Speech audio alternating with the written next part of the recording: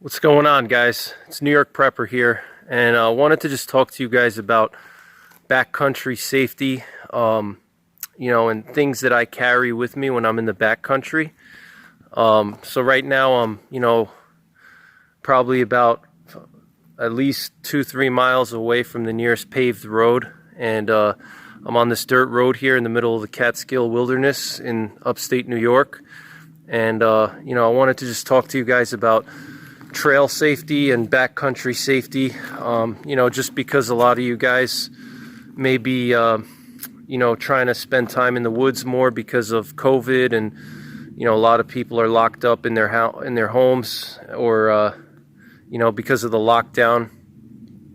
A lot more people are hiking now and camping and spending time in the woods, bushcrafting and things like that. So I want to just give you guys some tips on backcountry safety because I've been going into the backcountry for probably 2 decades, and I have a lot of, experience going into wilderness areas, mostly for hunting. I do a lot of deep woods hunting and camping and bushcrafting and stuff like that. So I want to just share some of the tips that I have, and want to just show you guys the remote seclusion that I'm in here. I'm deep in the Catskill Wilderness, and I'm just going for a little hike / hunt right now. I don't have my rifle on me. I just have my 44 on me. But, if I see a bear, I'll take a shot. I'm just going for a little hike with my fiance. And, this is just an unpaved road here. It's a snowmobile trail. And so, it's early bear season here in New York. And the season closes next week. So I want to just talk to you guys about, what I carry when I'm in the backcountry. So, if you have a vehicle with you, you want to carry some things in your vehicle. Depending on the time of the year, you always want to have stuff in your vehicle. I always have at least a gallon of water in my car. All right, drinkable water, at least a gallon. And I always have at least one stainless steel canteen in my car, so in case I have to stop on the side of the road somewhere and boil water, I can do so.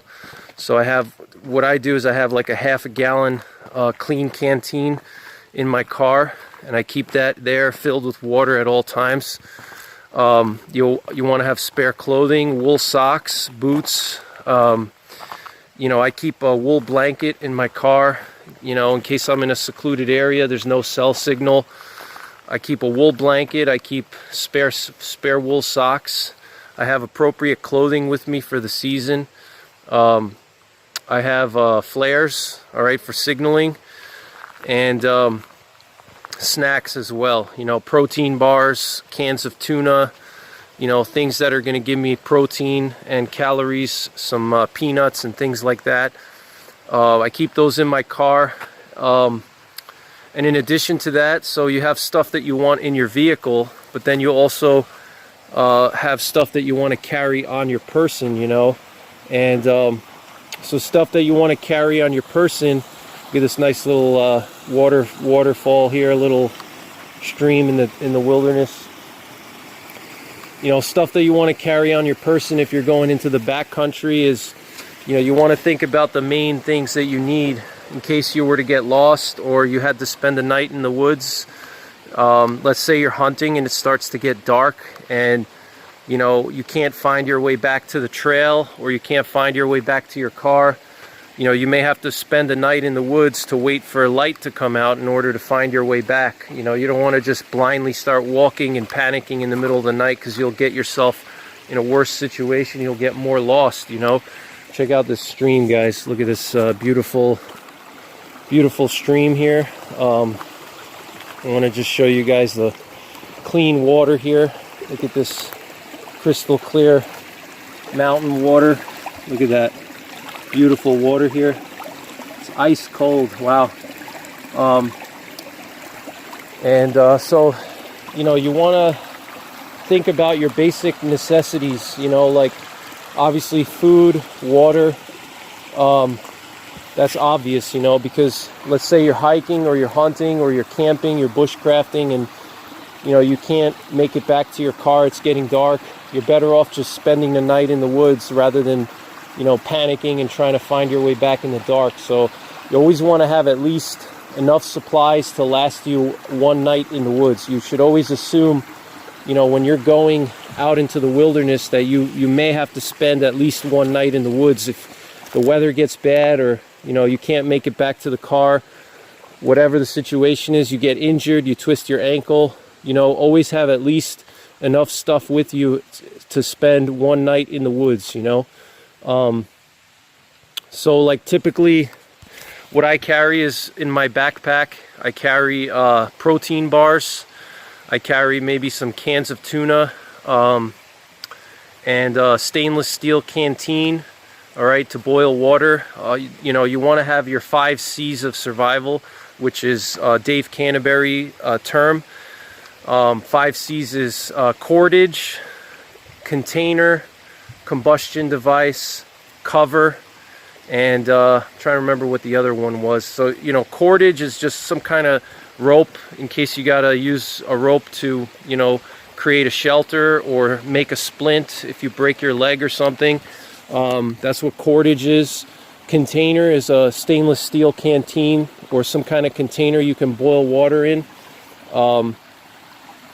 You know, cover is going to be like a poncho or a tarp in case you got to make a shelter or protect yourself from the elements. Combustion device is going to be like a ferro rod in case you want to start a fire. You need something to start a fire with, so combustion. There's one other thing, cutting tool. All right, so you want to have a knife. All right, so container, cordage, cutting tool, combustion device, and cover. Those are the 5 C's. You always want to have that. In addition to that, you want to have at least 1 liter of water with you, and some snacks to last you 24 hours, you know. If you don't have energy, if you're lost in the woods and you're miles from civilization, if you don't have energy, you're not going to be able to get out, you know. You need something that's dense with carbohydrates, dense with fats, proteins. You know, you want to have a good source of dense calories, all right? And, you know, protein bars are my go-to for me personally. But, you know, you can choose whatever you want. But you want some calories, you know, fats, carbs, especially carbs and fats, and a little bit of protein. There's some kind of track here. It looks like maybe a bear track, I can't tell. Or it could be a big dog right here. It looks like it could be a dog. I don't know what that is, but you know, maybe somebody was walking here with their dog. But so 5 C's, you know, snacks. In addition to that, you want to have some medical equipment. I always have you know, at least 1 tourniquet and 1 Israeli bandage, all right, in case, God forbid, you know, if I'm hunting, I could shoot myself by accident, or you know, if I'm creating a fire, or let's say I'm gutting a deer and I'm using a sharp knife, I could slice my leg open. So I want to have something to control bleeding. All right, so Israeli bandage, at least 1 Israeli bandage and 1 tourniquet. Okay, I always carry those 2 things when I'm in the backcountry. In addition to that, I carry gauze pads and athletic tape or ace bandage. So if, let's say, for whatever reason I have to change my Israeli bandage out, I can just use a ace bandage and gauze pads to create pressure on the wound. I can just take the Israeli bandage off, put some gauze pads on the wound, and you know, wrap it with an ace bandage and create pressure. So gauze pads, plenty of gauze pads, they don't weigh anything. You know, gauze pads are very light. And an ace bandage. Let's see what else. You know, basic medical stuff like that, you know. So, all right, so ace bandage, gauze pads, at least 1 Israeli bandage and 1 tourniquet, okay. You may want to carry a little bit of Neosporin, a small tube of Neosporin, or some kind of bacitracin, some antibacterial. In case you get a cut or something, you can put that on there so it doesn't get infected. If, let's say, you get lost and you're out in the woods for a couple of nights, let's say you cut yourself, You know, you don't want to get an infection when you're in the backcountry from a cut. It could spread to your bloodstream and make you sick. So a little bit of Neosporin could do you wonders. You know, could save your life actually, because a little cut could get infected. The infection gets into your blood, and you know, you're in trouble. So medical is important. 5 C's. Snacks, you know, you want to have, like I said, enough calories for 24 hours minimum. Carbs are going to be the most important thing. What else? You know, you got to think about protection also. If you notice, I'm wearing a 44 mag on my chest right now. You know, there's black bears here in the Catskills, and obviously I'm hunting them, so I have my 44 mag on me. So you want to have appropriate protection for where you live, you know. So here, 44 mag is appropriate protection because, you know, black bears can get up to 500-600 pounds. So, you know, if I'm out in the woods here, I want to have enough power to stop a bear. If you live somewhere else where you don't have to deal with bears, you can go lighter. You can go with even a 9mm or 357 or 10mm. But me personally, I like to go bigger if I know there's bears around. And if I was going out west where there's grizzlies, I would take my 500 Magnum, which would be even more powerful than the 44 that I have. So, you know, appropriate protection, because you never know what you'll run into. Also, you can use your firearm to find food. You know, if you're lost in the woods, you could use that firearm to take a deer if you have to, or, you know, a beaver or whatever, you know. So protection, you know, obviously you want to make sure it's legal. Bear spray is important. You know, bear spray gives you a less than lethal option. You know, if you don't want to shoot the bear, but you want to get it away from you, you know, it gives you a less than lethal option. You want to have appropriate clothing. So right now it's September, so, you know, I'm just wearing a t-shirt and some polyester BDUs. These BDUs are 65-35 poly cotton blend, so they'll dry pretty quickly if they get wet. But I'm just wearing a cotton t-shirt now because it's summertime. Even though it is chilly today, it's in the high 40s right now, but it's very unusual for it to be this cold. You know, so appropriate clothing for the season is critical. You want to stay away from cottons unless you live in an area where it never gets cold, or if you're in like the middle of the summertime, like July, and you don't expect temperatures to get cold, you know, then it's okay to wear cotton. You know, in fact, cotton is more favorable in that situation because it'll keep you cool, you know. But if you live in like a mountainous area where the weather or the temperature is unpredictable, you know, where, let's say, it could be 80 degrees one day and the next day it could be 50 or 40, then you definitely don't want to wear cotton. You know, you want to wear something that doesn't hold water. You want either wool, polyester, nylon, or a Gore-Tex, okay, or polypropylene. You want something that doesn't hold moisture, so when you sweat, if the temperature drops, you know, you're not gonna get cold, you know, you're not gonna get hypothermia. So you know, so that's important. You know, you want to have adequate insulation. So if you know, if it's winter time, you want to have adequate insulation. You know, you can go synthetic or natural, like I said, wool, or the best thing for colder temperatures is either wool or a Gore-Tex Thinsulate blend, or some type of polyester insulation that doesn't hold moisture, you know, when you sweat, because you will sweat when you wear warm clothing in the winter. You're going to sweat, and the moisture is going to get the insulation wet, so, you know, it's not going to be as effective, and it'll also cool you down. So you want insulation that's not going to hold moisture. Typically that's some kind of polyester or synthetic. insulation. But I personally prefer, my go-to for the winter time is a wool sweater and synthetic undergarments and synthetic jackets, synthetic pants, just because it's more durable than wool. You know, wool is also more expensive, and it's a little more harder to take care of, you know, because you have to wash it by hand, and you know, it's susceptible to moths. So for like hunting gear, I prefer synthetics, Gore-Tex with some type of thinsulate lining. All right, a little more durable than wool, and it's just as good, if not better. You may have to spend a decent amount of money.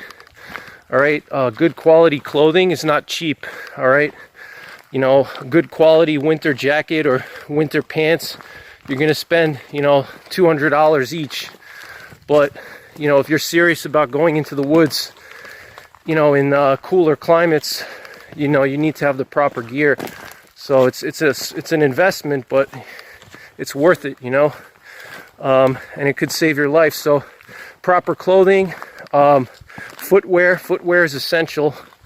You want to have ankle support. Ankle support is critical. You need boots that are going to support your ankles so you don't twist your ankle. You know, and obviously insulation as well. You know, you want boots that are going to insulate your feet, especially if it's cold outside or snowing. And you want them to be waterproof and breathable if you're going to be walking through the snow. Rubber boots are not good, in my opinion, unless you're going to be going on short, you know, walks or something like that. If you're serious about going deep in the woods and miles away from civilization, you want boots that are going to breathe, because your feet are going to sweat. You know, your feet will sweat, and it's not good for your skin, for your feet to be constantly drenched in sweat, you know. So you need boots that are breathable. That's why I prefer some kind of Gore-Tex or Danner Dry. You know, Danner Dry is similar to Gore-Tex. It's Danner. Danner has their own spin-off. You know, they made their own version of Gore-Tex. Also, Cabela's Dry Plus is another one. And I think also Bass Pro Shops has their own version of Gore-Tex. I just forget what it's called. I think it's like Foremost or something like that. You know, Foremost and Cabela's Dry Plus and Danner Dry, Gore-Tex. Those are all good, you know. They're all good companies, and you know, when you buy your gear, also buy from reputable companies. Don't buy cheap gear, you know, because when you really need that gear, you don't want it to fall apart and fail on you. You know, you want good quality boots, good quality clothing. Everything should be good quality, you know. Don't skip out, because you could, you know, when you really need that stuff, you know, it could save your life. So you know, boots are essential. You want them to breathe.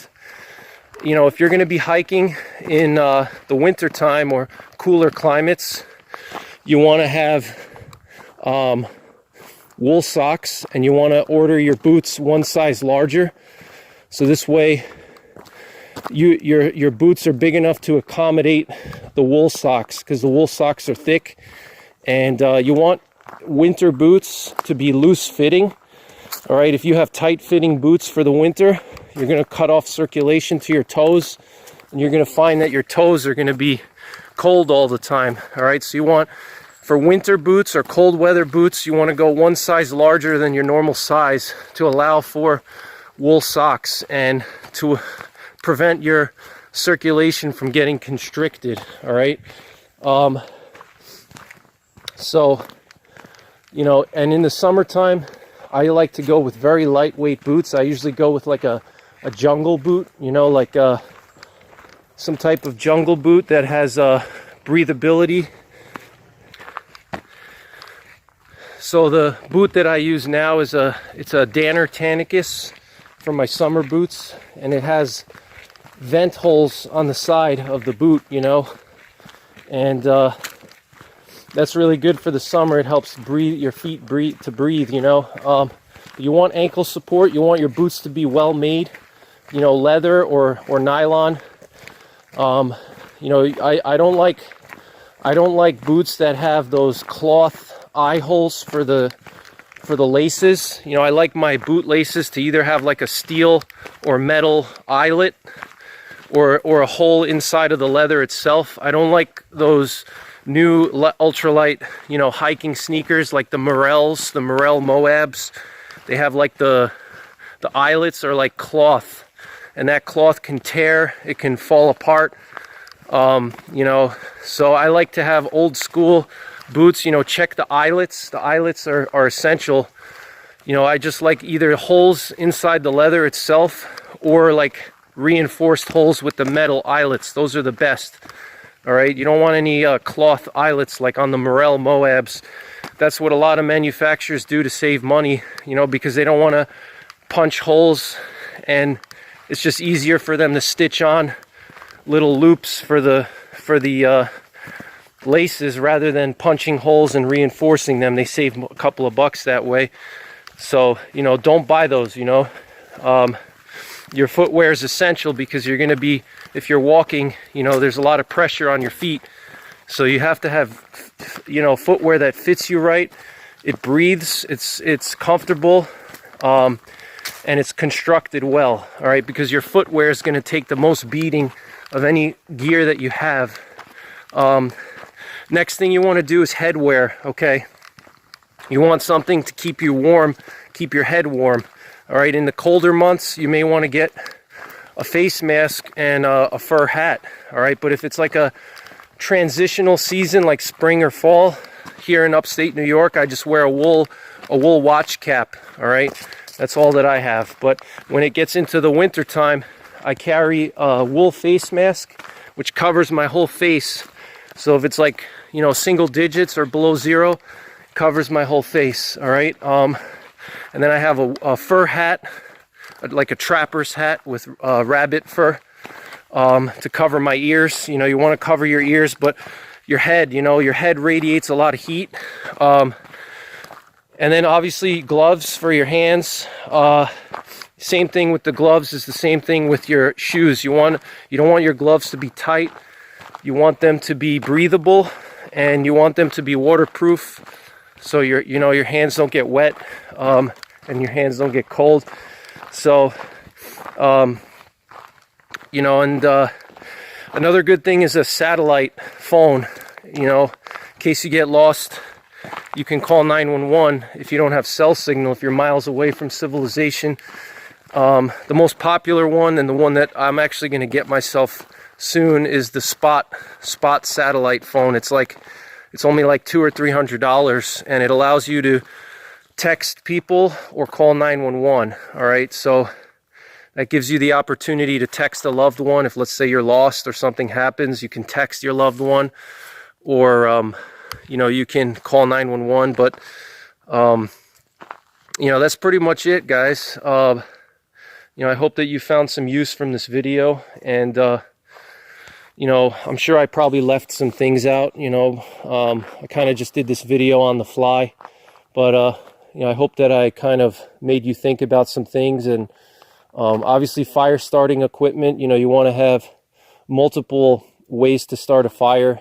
You want ways to signal. I always carry a signal mirror, a whistle, and I have multiple ways to start a fire. I have a lighter, I have a ferro rod, and I have flares. I could use the flares to start a fire. I carry tinder material with me, so if I can't find tinder, if it's, you know, wet and everything's wet from rain or snow, I have tinder material that I carry with me, which I'm going to do a video on that. I have to do part 2 of my how to start a fire in the wilderness. So I'm going to do part 2, and I'm going to show you in part 2. I'm going to show you guys the tinder and the fire starters that I carry with me, and so this way you guys can get an idea of what I have. But you know, fat wood is always good to have. Fat wood shavings, cotton balls, you know, things like that, things that can take a spark. That's what you want to carry. Fat wood is probably the essential tinder that you should have with you, because fat wood is basically waterproof, and you can use it to make kindling. You can use it as a tinder source. So fat wood is probably essential. Fat wood and a ferro rod are probably the two most essential things to have with you. Compass, you know, you want to get a compass and a map of your location. You know, you want to tell people where you're going. You want to know how to use a compass, practice with it. You know, if you have to practice close to where you live first before you get out into the deeper woods, that's a smart idea. You can take a survival course to teach you how to use a compass, but compass and a map is essential. You also want to know where the water sources are. Like if you're going out on a hike or a hunt, you want to mark out water sources in case you run out of water. So you know, okay, there's a pond over here, or there's a river over here, or a stream. You want to know where those water sources are. In case you run out of water, you want to be generally familiar where the nearest water source is in the area that you're in. So a map will help with that. You know, in case you don't know where it is, the map will have it on the map. You know, you want to also tell people where you're going, let them know exactly where you're going, what your plan is. You know, tell them, okay, I'm going here and I'm going to be hunting in this area. So if, let's say, you don't come back, they can look for you. You know, but definitely consider getting a satellite phone, the spot ones. I'm going to get myself one of those soon. This way, if you get lost, you can use the satellite phone to communicate with, you know, rescuers and things like that. So I'm sure I probably left out some things. Another thing is wool socks. Wool socks are important. But that's pretty much it, guys. You know, I hope you enjoyed this video, and I hope you learned something. So, as always, take care. God bless. And don't forget the 3 Ps. Prepare, practice, and persevere.